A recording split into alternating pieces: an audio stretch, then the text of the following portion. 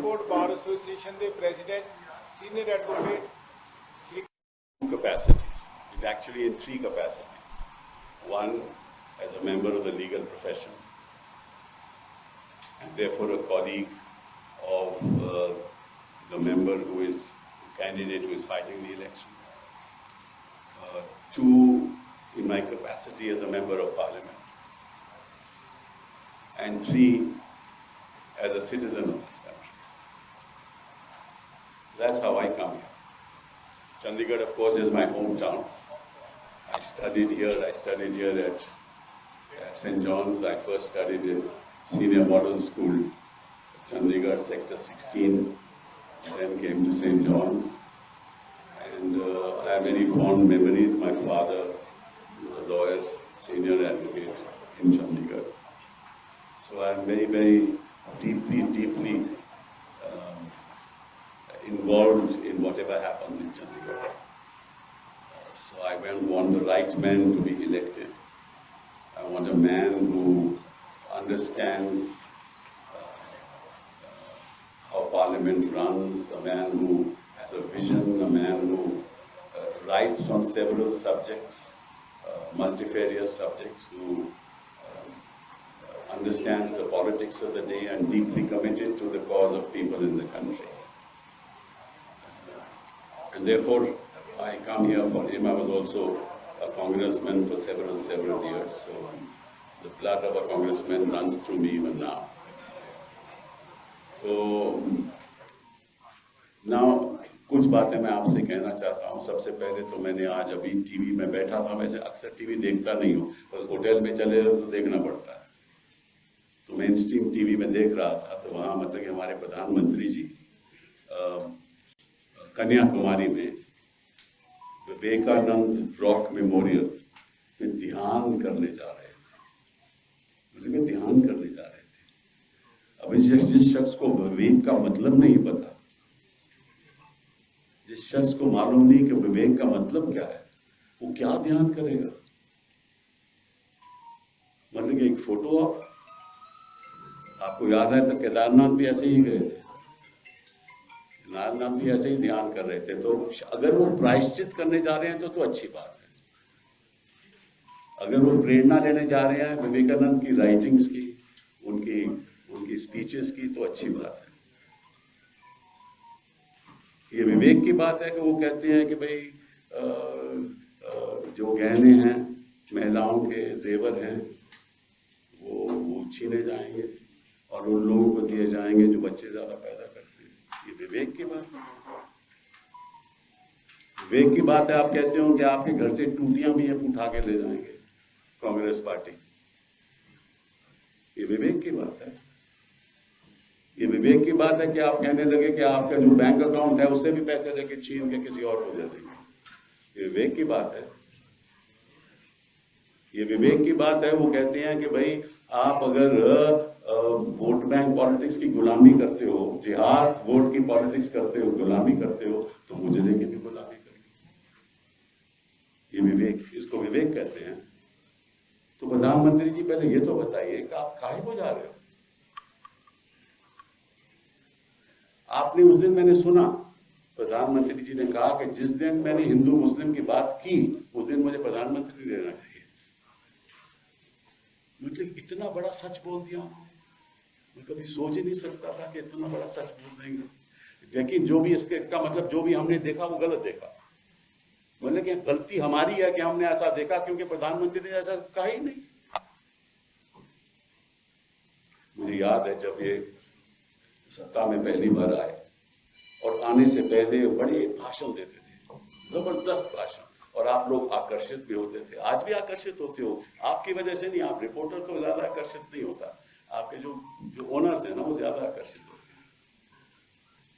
तो क्या है, उन्होंने कहा जीतने से पहले, कहते हैं कि आपने कांग्रेस को 60 साल दिए, मुझे आप 60 महीने दे. याद है आपको? Just give me 60 months and I will give you a new Hindustan. What Hindustan he has given us after 120 months. जब 60 महीने खत्म हो गए, बोले मुझे 60 महीने और चाहिए।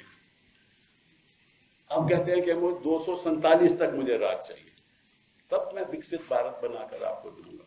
खैर मैं तो रहूंगा नहीं, हम चाहते हैं कि प्रधानमंत्री जी की लंबी उम्र हो, वो विकसित भारत एक्चुअली हम देख पाए, वो देख पाए, मैं तो नहीं देख पाऊंगा।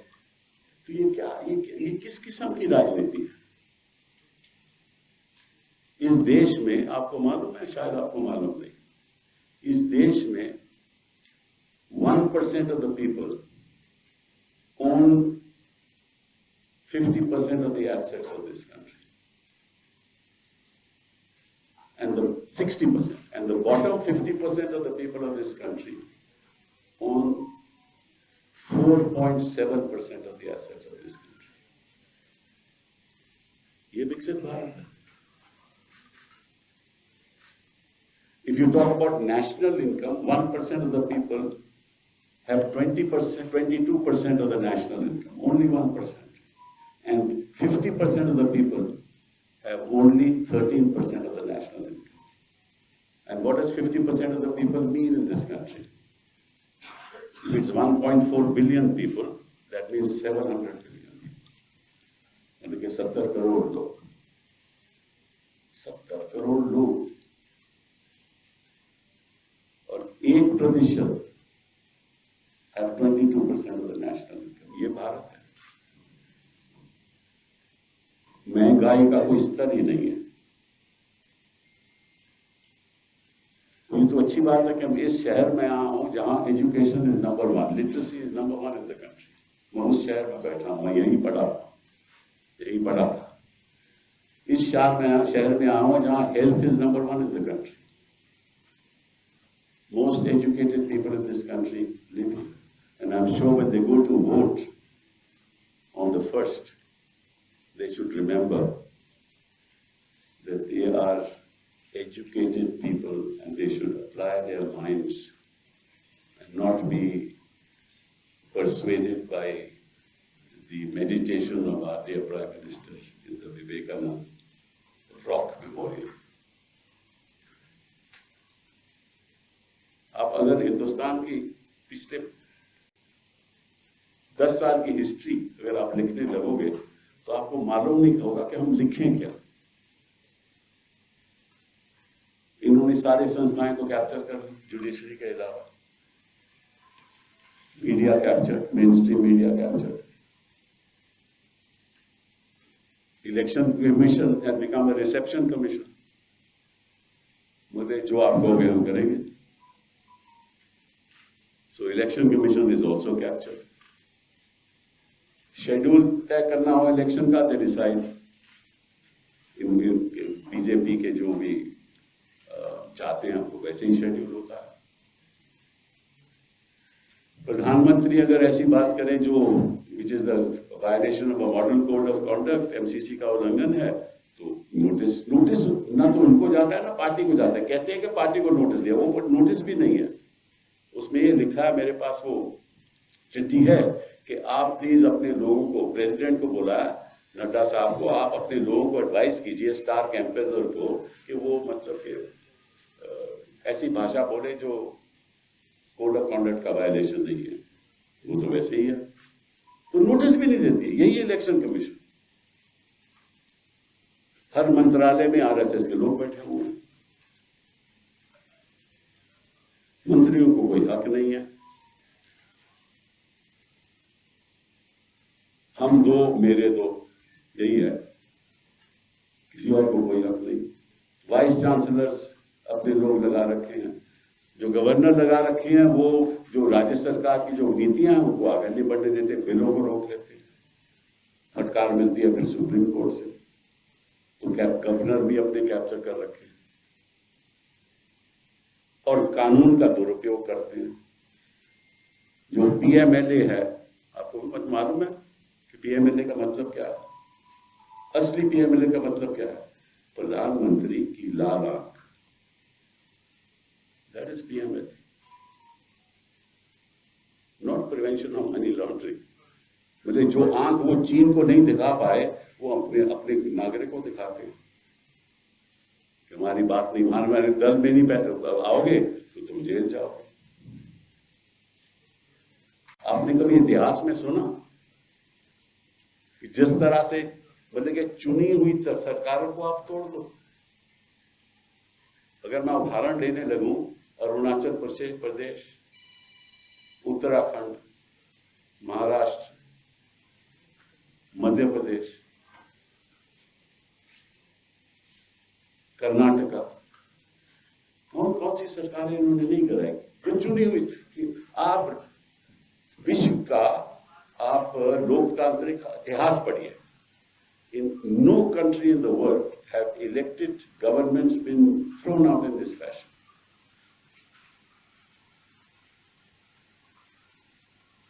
You offer them, first you say कि 70,000 करोड़ का घपला हुआ है, उसको हम तुरंत ही जेल भेजने वाले हैं, फिर उसको आप डेप्टी चीफ मिनिस्टर बना देते हैं, तो आपके दल में आ जाता है। और फिर आपको जो 10th शेड्यूल है उसको लागू नहीं होने देते, क्योंकि स्पीकर भी कब्जे पे हैं, ट्रिपल गेम के होते हैं, पार्लियामेंट में बोलने नहीं देते, कोई बोले तो माइक बंद कर देते हैं, 146 लोग सस्पेंड कर देते हैं। फाइनेंस बिल में जो केवल मनी बिल पास होना होता है, उसमें और बिल लगा के फाइनेंस बिल के द्वारा पास कर देते हैं, और पीएमएलए में अमेंडमेंट भी ऐसे पास हुई ताकि राज्यसभा में वोटिंग ना हो पाए। तो पार्लियामेंट में कब्जा, एग्जीक्यूटिव का कब्जा है ही है, गवर्नर का कब्जा, इलेक्शन कमीशन का कब्जा, वाइस चांसलर्स का कब्जा। तो लोकतंत्र में रहा क्या है? क्या ऐसा भारत चाहिए? ये विकसित भारत की बात हो रही है।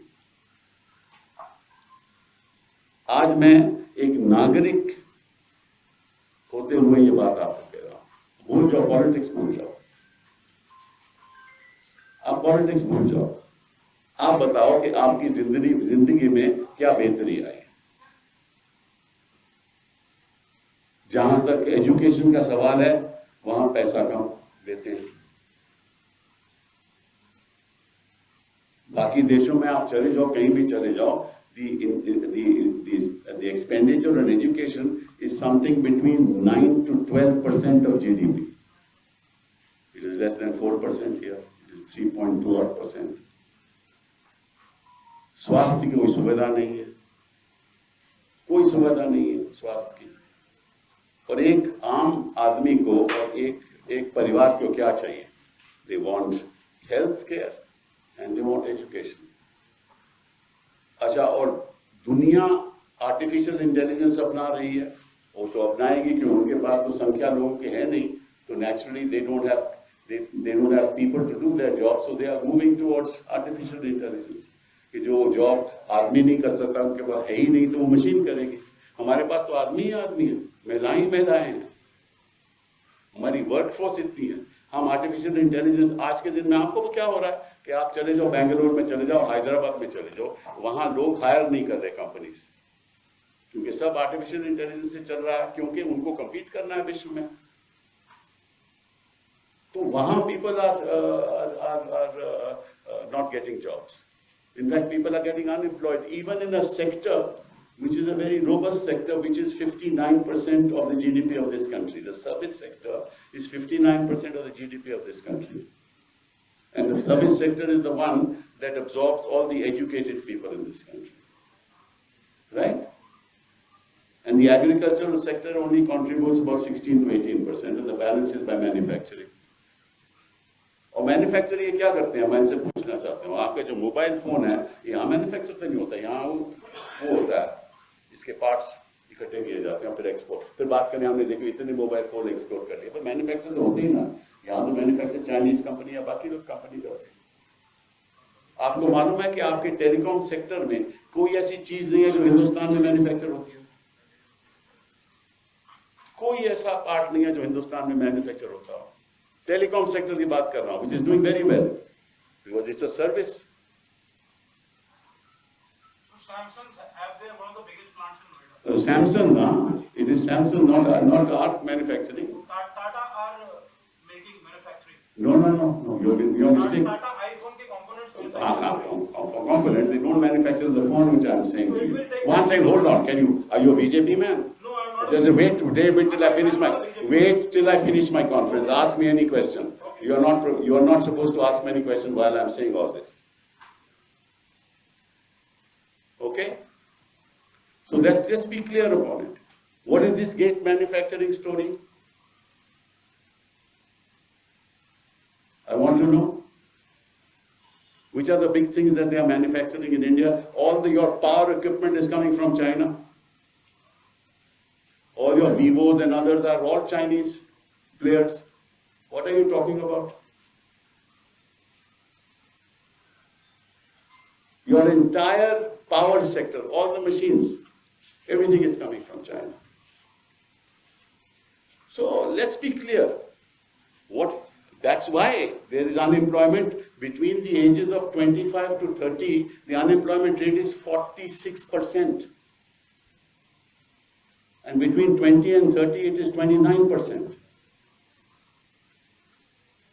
And if there were manufacturing taking place, wouldn't there be jobs in this country?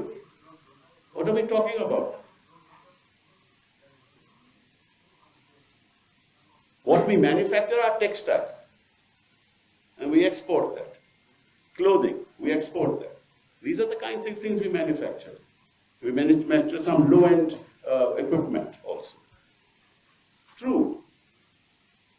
But our exports have not gone up. In fact, pursuant to COVID, they are going down. Your maximum number of people live in the rural areas. They contribute 16% of the GDP. मतलब अगर 60% लोग इस देश की संख्या के देहातों में रहते हैं, उनकी कंट्रीब्यूशन तो केवल 16-17% है। इसका मतलब उत्पादन नहीं है। और वही लोग अनएम्प्लॉयमेंट है, बिकॉज एग्रीकल्चर में, खेतों में कोई एम्प्लॉयमेंट नहीं है। और पंजाब की भी यही प्रॉब्लम रही है कि कोई अब्जॉर्प्शन कैपेसिटी है ही नहीं इकोनॉमी की। तो आपने पिछले 10 साल में क्या किया? ये सवाल हम पूछना चाहते हैं प्रधानमंत्री जी से, सरकार से। और अगर उन्होंने कुछ किया होता तो आज ये जो भाषण दिए जा रहे हैं, उन्होंने कहा कि मैंने पिछले 10 साल में क्या किया, कोई ऐसा भाषण दिया जो मीडिया चला रही हो? ये जो भाषण हो रहे हैं मुजरे के, ये 10 साल के उपलब्धियों के हैं। तो प्रधानमंत्री होता, उसने 10 साल में खास काम किए होते, तो बताते कि भाई पिछले 10 साल में ये किया मैंने, ये बदलाव लाया हूं। यूएपीए में बच्चों को बंद कर दो, यूएपीए में जो लोग आपके खिलाफ लिखते हैं उनको बंद कर दो, बच्चों के खिलाफ सेडिशन केस लगा दो।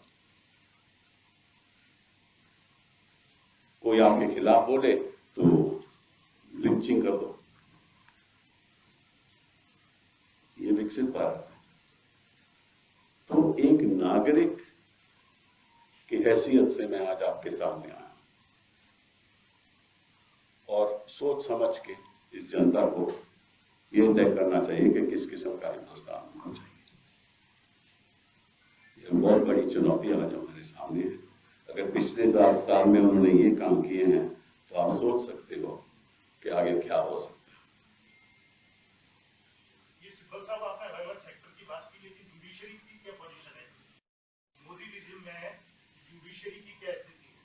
नहीं, जुडिशरी की स्थिति जैसा है वैसी है। वही एक संस्था है जो आज तक काबू नहीं हुई। अच्छा, पूछिए आप। Thank you very much. आप चंडीगढ़ में हैं, पंजाब की पार्टी और कांग्रेस एक दूसरे के आमने सामने लड़ रहे हैं, अच्छी बात है। पर चंडीगढ़ में आज रोड शो है, अरविंद केजरीवाल जी मीश तिवारी के साथ हैं। अच्छी बात। ये कंट्राडिक्टरी नहीं है? बिल्कुल भी नहीं है। जहां हम साथ है साथ है, जहां नहीं है नहीं है। आम आदमी पार्टी तो हमेशा कहती आई है कि कांग्रेस सबसे ज्यादा भ्रष्टाचारी है, फिर उनके साथ कैसे करते हैं? आम आदमी पार्टी कहती है कि कांग्रेस पार्टी सब भ्रष्टाचारी है, और कांग्रेस क्या कहती रही है? तो पॉलिटिक्स तो पॉलिटिक्स होता है ना। अभी हमारे सामने चुनौती क्या है कि भाजपा को हराना है, ये चुनौती है। जो भारत जिसका मैंने दृश्य आपको आज बताया, उस भारत को हम आगे नहीं बढ़ने देंगे। सर, दल बदलने से लगता है लोगों नहीं, कौन सा दल? पूछो इनसे कि महाराष्ट्र में किसने दल बदला, मोदी जी ने किसको गले लगाया, जिसको कहते थे कि 70,000 का भ्रष्टाचार उसने किया। जिन जिन के खिलाफ ये आरोप लगाते हैं उन्हीं को गले लगा लेते हैं। आप मुझसे सवाल पूछ रहे हो, जरा मोदी जी से पूछना ना किसी दिन, उसकी तो हिम्मत नहीं रहती किसी को।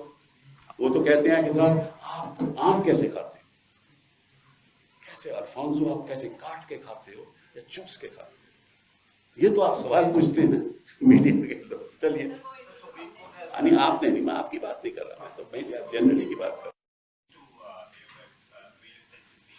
For the Supreme Court to decide. I have always been saying that this is a political vendetta. I'll give you a small example, and वो बड़ा साधारण सी बात है। आप I hope I can persuade you. एक हमारा दोस्त हार्दिक पटेल था, आपको याद हो, ठीक है? हार्दिक पटेल को 3 साल की सजा हुई थी, तो साथ साथ में उनको ये भी आदेश हुआ था कि आप अपने डिस्ट्रिक्ट से बाहर नहीं जा सकते। हाई कोर्ट से फैसला हुआ, मैं उनका वकील था, हम यहां आए सुप्रीम कोर्ट में, तो ज्यादा मैं ना कहते हुए कुछ, उनको सुप्रीम कोर्ट ने कह दिया स्टे ऑफ कन्विक्शन। चुनाव भी लड़े, जीते भी, भाजपा में शामिल भी हो। तो एक शख्स जिसकी कन्विक्शन हुई हो वो सांसद भी बन सकता है, एमएलए भी बन सकता है, ठीक है ना? फिर आ जाओ, ये तो एक उदाहरण हो गया, ऐसे कई उदाहरण हैं। दूसरा, आपके रेसलिंग फेडरेशन के जो प्रेसिडेंट हैं उनके खिलाफ चार्जशीट फाइल हो गई ना, चार्जशीट, वो प्रचार भी कर रहे हैं ना प्रचार अपने बेटे के लिए उत्तर प्रदेश में। तो एक कन्विक्टेड पर्सन सांसद हो सकता है,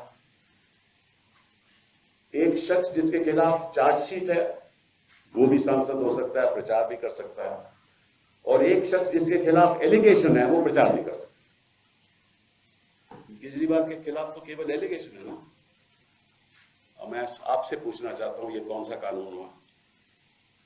ये सरासर मैं समझता हूं कि इतना अन्याय है, चाहे वो अरविंद केजरीवाल हो, चाहे वो हेमंत सोरेन हो, झूठे आरोपों के साथ।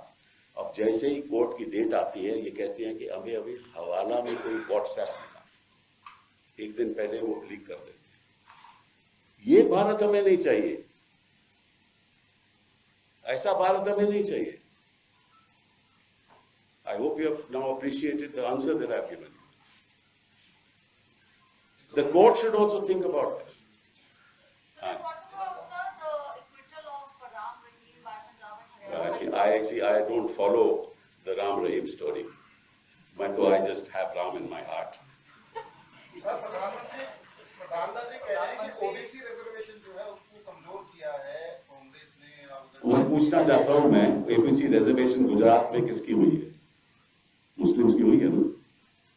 मुझे जरा पूछ लेना किसी दिन। प्रधानमंत्री ये भी कहते हैं कि जो कुछ भी हो रहा है वहाँ की हमें धारा 370 आएगी या और जितने भी चीजें हो रही हैं आपको भगवान करा रहे हैं। नहीं भाई, खुद ही भगवान की करा रहे। उन्होंने कहा कि भाई जद मेरी माता जी, मैं सोचा सी जद तो जिंदा सीगा मैं उन्होंने बेटा सी, तो उन्होंने देहांत के बाद मैनू लग्या कि भगवान ने मैनू इत्थे भेजे, तो भगवान ने तुहानू कहा कि तुसीं मतलब कि मुजरे की ज्यादा गल्लां करो। भगवान भी चाहता कि मुजरा इस तरह होना चाहिए, वोट बैंक पॉलिटिक्स का मुजरा। ये देखिए, जब बंदा सोचे ना कि मैं सब तो बड़ा, मैं खुद भगवान हाँ, तो फिर इस किस्म की गल्लां होंदियां। जिस बंदे को विवेक नहीं हो, विवेकानंद क्यों जा रहे हैं रॉक मेमोरियल पे?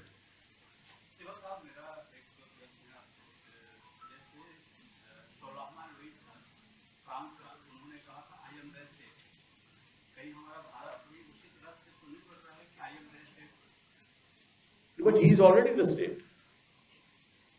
वो बढ़ क्या रहा है? वो है, वो तो वास्तविकता है, जो बना है करते हैं। जो मना करे, किसी को अंदर करना नहीं करना, मन मर्जी PMLA लगा देना, ये करना, सब डरे हुए हैं ना। क्वेश्चन इज कि भाई इंडस्ट्री बेचारी क्या करे? इंडस्ट्री, मीडिया को कौन, ओनरशिप मीडिया इंडस्ट्री की है। इंडस्ट्री के अपने रोजों के रोज काम होते हैं, एडवर्टाइजमेंट सरकार से मिलती है, इलेक्ट्रल बॉन्ड द्वारा ये सब तक they have become the richest party in the world. तो करे क्या भाई? ये शिवम साहब, ये 5 नंबर की इकोनॉमी इंडिया की हो गई है, इसके बारे में आप? तो मैं आपसे उदाहरण देता हूँ आपको। ये जो 5, 3, 2, इसका मैं जरा आपको थोड़ी सरल तरीके से समझा देता हूँ। तो आपके परिवार के अगर 2 बच्चे हैं और आप मियाँ बीवी हो और 2 बच्चे कमाते हैं, तो आमदनी होगी ना। तो आपका जो टोटल कैपिटल है वो सबको पता होगा। आपके बच्चे अगर 6 बच्चे और पैदा कर दें, उनकी अपनी बीवियां हो जाए, उनकी भी नौकरियां लग जाएगी, तो बढ़ जाएगी। तो जिस देश में संख्या बढ़ती जाएगी वो इकोनॉमी बढ़ती जाएगी। इसमें कोई इकोनॉमिक्स की बात नहीं है, ये तो सिंपल अरिथमेटिक की बात है। जहां आमदनी बढ़ेगी तो इकोनॉमी बढ़ेगी। आपके मतलब के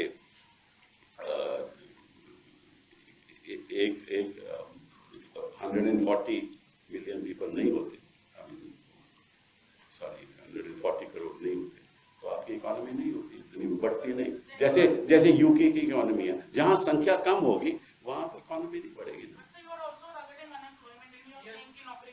हाँ, अरे भाई कोई काम तो करेगा ना, कोई 50 रुपया पकौड़े बनाता है, बेचता है, वो तो पैसे तो आएंगे ना भाई। Correct, you are right. In other words, if somebody is not employed, he will do something or the other. He may go to Manrega and earn. That will also add to the economy. So I didn't say they are unemployed. Many of them don't get jobs, but those who get jobs still, when the numbers are there, the economy will certainly grow. But it has nothing to do with the growth of at the moment. If the economy will grow, do you know how much the government of India is borrowing? आपको याद होगा कि 2 दिन पहले reserve bank of India gave them 2.1 lakh crore. What does that mean? They don't have the money for all these schemes. Why are they doing this? If the economy is growing, why food security? Why is there food security if the economy is growing? Then everybody is self-sufficient. Why all these subsidies where the economy is growing? Let's be clear. Let's not be carried away by any agendas. We are here as citizens of the country. We must work for my country, all of us. I don't care which party you vote for. That's not the issue. Issue is vote for a party who thinks about India, not thinks about himself and his party. There's no space for anything in this country anymore. But this government has laid a lot of emphasis on Make in India and self-reliance. So you think it has not worked for the last 10 years? देखिए, ऐसा है कि the other thing I want to say is, मैं अगर कहूँ कि कुछ भी नहीं हुआ, ये भी गलत है। एक गवर्नमेंट इज a continuum. अगर मेरी मिनिस्ट्री ह्यूमन रिसोर्स डेवलपमेंट थी तो वो आज भी काम कर रही है, तो ऐसा तो नहीं कि कोई काम नहीं होता। लेकिन जिस वादों के साथ आप सत्ता में आए थे वो विफल हो गए, और आज उनकी आप बात नहीं करते क्योंकि आपको दिखाने के लिए कुछ भी नहीं है। तो आप इसलिए वोट बैंक पॉलिटिक्स, जिहाद वोट, इन चीजों की बात करते हैं। ये बात ਤੁਸੀਂ ਕਾਫੀ ਲੇਟ ਆਏ ਹੋ ਇਹ ਦੱਸਣ ਲਈ। ਇਹ ਕੋਈ ਦੱਸਣ ਲਈ ਇਲੈਕਸ਼ਨ ਦੇ ਉੱਤੇ 2-3 ਦਿਨ ਲੱਗ ਗਏ। अरे ਗੱਲ ਜਿਹੜੇ ਪਹਿਲੇ ਆ ਜਾਂਦੇ ਬੰਦੇ ਨਾ ਸਾਡੇ ਚਾਟੀ तय कर लेते हैं कि वोट करना है। साहब, आपने इनइक्वालिटी की बात की कि इनइक्वालिटी बढ़ी है, हाँ, किसी जो असमानता है, इनइक्वालिटी जो है, हाँ वो तो बड़ी है। तो policies of liberalisation and privatisation are considered behind this, responsible for this. Now I tell you that this is globally true. What you are saying is globally true. In other words, what has happened is when you liberalize the economy, the rich became richer. That's true in America. That's true here also. The Congress started the liberal process. You are right. You are right. So the trickle down. That's why it is our policy. The Manrega was our policy, where we realized that it's not trickling down. He first criticized Manrega in Parliament. You remember what he said about Manrega, right? Then he realized that no, he will not be able to survive. So he took forward Manrega, but Now he's not given the allocations on Manrega because he doesn't have the money. So we tried to do, therefore we had to subsidize, there was no choice. Therefore we are now saying 1,000 rupees in the Congress manifesto, they are saying all this. Because ultimately this system of liberalization, making the rich rich, does not work without the economy being catering to the needs of the community. And I tell you the two basic things this देश में हमें क्या चाहिए, वो है शिक्षा और स्वास्थ्य. और शिक्षा और स्वास्थ्य में जो इन्वेस्टमेंट होनी चाहिए थी नहीं हुई. आपको याद होगा, I was the one who brought in the Right to Education Act. किस लिए कहा था कि अगर आप एजुकेशन दोगे, अपने पैरों पे खड़े हो सकते हैं हमारे बच्चे, तो निश्चित रूप से वो बड़े होके वो एम्प्लॉयमेंट उनको मिलेगा. But the economy also has to grow at the same level. मैं आपको एक उदाहरण देता हूँ. एक्चुअली बहुत ज्यादा टाइम हो गया, बट बड़े दिनों के बाद में आया. मैं आपको एक उदाहरण देता हूँ. आज के दिन क्या होना चाहिए? मैं आपको पॉलिटिकल पार्टी की बात नहीं कर रहा. आज के दिन क्या होना चाहिए? हमारी जो एजुकेशन की नीति है, that is based on the colonial foundation. History का ऑनर्स हो जाए और दिस ऑनर्स, दैट ऑनर्स, उसमें जॉब तो नहीं मिलेगी ना किसी को. So we should start working towards the needs of the economy. For example, if you have mobile phones to be manufactured, then Vivo or Samsung or anybody should set up institutes in India, give them an ATC deduction, right, and train people to service this economy. If you have your telecom towers, there are thousands and lakhs of telecom towers in this country. Give them, allow that industry to set up institutions and educate people, give them skills on how to set up telecom towers and how to deal with them. Because we are moving towards a digitized economic system where skills are required. Your normal education policy will not cater to those skills. So you need new thinking in education. These are the things that we are as a nation we should be thinking about. As politicians we should be thinking about. And the reason why I wanted to be an independent member of parliament is that I could actually take these people, which is why I started the Dil Se platform. That we are having conversations which will give information to people as to what should be done in this country and what's the problem. These are the conversations we want from the media. But if the media is showing कि भाई इस time वो उठे थे, इस time वो सोए थे, इस टाइम वो गुफा में गए थे, ऐसे वो ध्यान कर रहे हैं, और अभी तो आपको बताएंगे कि this is not media, for God's sake. You're destroying whatever we have built in 75 years. Thank you.